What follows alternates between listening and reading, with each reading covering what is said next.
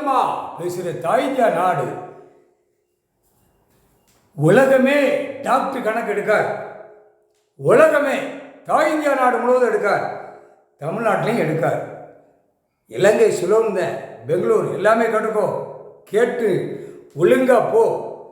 கேரளா வந்தேன், பூரா படிப்பு கல்வியை வச்சு படித்து கல்வியை பாழாக்கிட்ட. முக்கால் சத்தியம். டாக்டர் எல்லா டாக்டருமே உணவுகள் என்ன சாப்பிட்றன்னு படிச்சிருக்கியா படிக்கலாங்கிற கேள்வி நீதி அரசர் எல்லா நீதிமன்றத்திலையும் தூக்கி உட்கார வைப்பார்.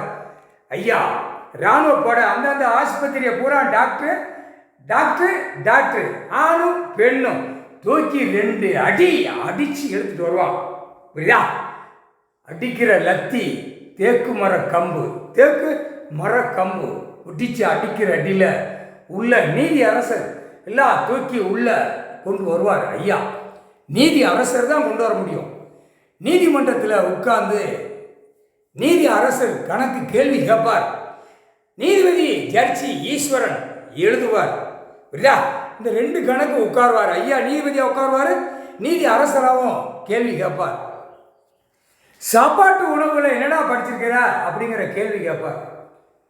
ஆதியில் என்னடா சாப்பிட்டாங்க, பூமியில் என்னடா கொடுத்தேன், உற்பத்தி ஆகு, நீ உற்பத்தி இன்னும் இதோட இதை மாதிரி உலகமே 10 மடங்கு உற்பத்தி ஆனாலும் விவசாய மண் இருக்கிற இடம் இருந்துக்கோ சாப்பிட்டுக்கோன்னு நான் கொடுத்துருக்கேன். ஆனால் ஏன் காகித பேப்பருக்கு ஒன்று ஒன்றா படித்து பில்டிங்காக போட்டு எல்லாமே பாழாக்கி வச்சுருக்க.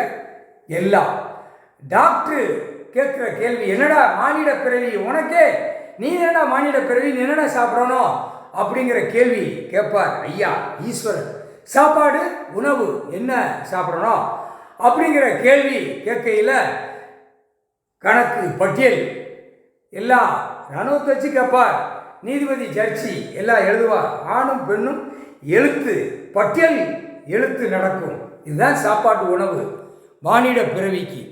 ஆடு மாடு கோழி பறவைகளுக்கு என்ன சாப்பாடு அப்படிங்கிற அதையும் கேட்பார். டாக்டராக படிச்சிருக்கேடா முட்டா பையில ஆணும் பெண்ணும் போய் ஊசி குத்தினோன்னு இன்றைக்கி எத்தனை கோடி அழிட்டு போனோம், எத்தனை கோடி வீட்டில் போனோம், வீட்டுக்கு போய் அடைஞ்சி இந்த காகித பேப்பரை என்ன வாங்கணும்னு கேட்க வைப்பான்.